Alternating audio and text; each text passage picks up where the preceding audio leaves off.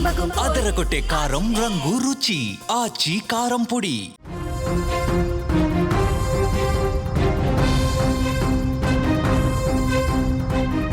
ఒక వ్యక్తి బతికినంత కాలం ఎలా ఉన్నా అతను చనిపోయాడని తెలిస్తే మాత్రం పాపం అని అంటాం. అతని గురించి కాసేపైనా కాస్త గౌరవంగా మాట్లాడుకుంటాం.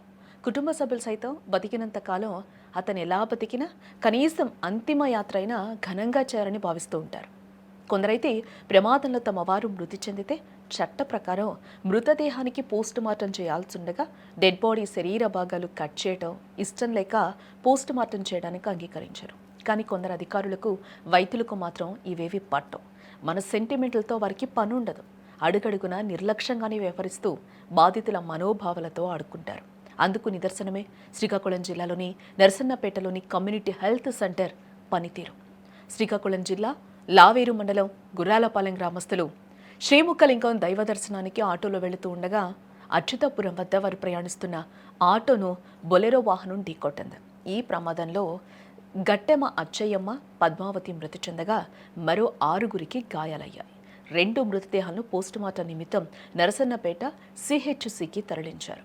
అయితే అప్పటికే సాయంత్రం అయిపోవడంతో మరుసటి రోజు ఉదయం పోస్టుమార్టం చేసి పార్థివ దేహాన్ని అందజేస్తామని అధికారులు కుటుంబ సభ్యులకు చెప్పారు.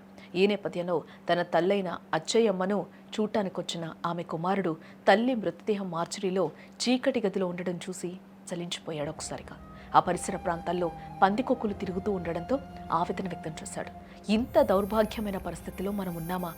నా తల్లిని చీకటి గదిలో పెట్టారు, పందికొక్కులు తిరుగుతున్నవి, హాస్పిటల్ చుట్టూ అపరిశుభ్రతంగా ఉంది అంటూ కన్నీరు పెట్టుకున్నాడు ఆ కొడుకు. తన తల్లిని భద్రం చేసుకోవడానికి ఫ్రీజర్ను సైతం తెచ్చానని, కానీ హాస్పిటల్ సిబ్బంది తాళాలు తెరవడం లేదని ఆవేదన వ్యక్తం చేస్తూ హాస్పిటల్ పరిసర ప్రాంతాలను చూపించి రోధించిన తీరు అందరినీ కలిచివేస్తుంది. ఈ నర్సన్నపేట పరిధిలో ఉన్న ఇది మాతృం చూడండి, ఇది ఎలాగొంది. మా మదర్ గారు చనిపోతే చూడండి ఆ చీకటి గదిలో పడి చనిపోయారు.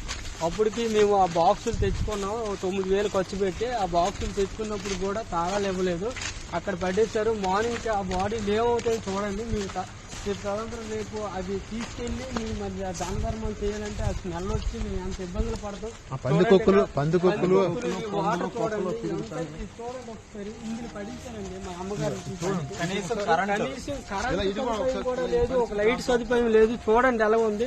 ఇప్పుడు 9:30 అంత ప్రాంతం 9:30 అవుతుంది. చూడండి ఆ బాక్స్ అక్కడ ఉన్నాయి, కనీసం తాళాలు ఇచ్చి చూడండి. ఇలాంటి అన్యాయం జరిగితే చూడండి, నెక్స్ట్ ఇంకెవరికైనా సరే ఇలాంటి ఇబ్బందులు రాకూడదండి. దయించి నేను జనసేన పార్టీలో 6 years నుంచి ఉన్నానండి. నేను ఎంతగానో కష్టపడతాను. అలాంటి నాకు ఇలాంటి అన్యాయం జరిగిందండి.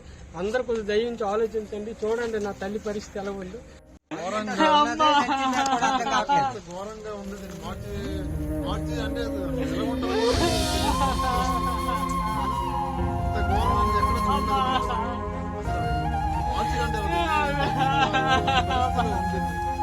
ఇన్ని ఏర్పాట్లు చేసుకున్నాం. అక్కడ లావేరు మండలం అరేంజ్ చేసుకున్నాం, ప్రేజరాబాద్ అరేంజ్ చేసుకుని ఇక్కడ మేము టెంట్ వేసుకుని బయట ఉందని ప్రయత్నం చేస్తే ఎవరు హాస్పిటల్ సిబ్బంది కానీ ఎవరు కూడా స్పందించలేదు. కనీసం దయచేసి ఇటువంటి సిచ్యువేషన్ మళ్ళీ రిపీట్ అవ్వకుండా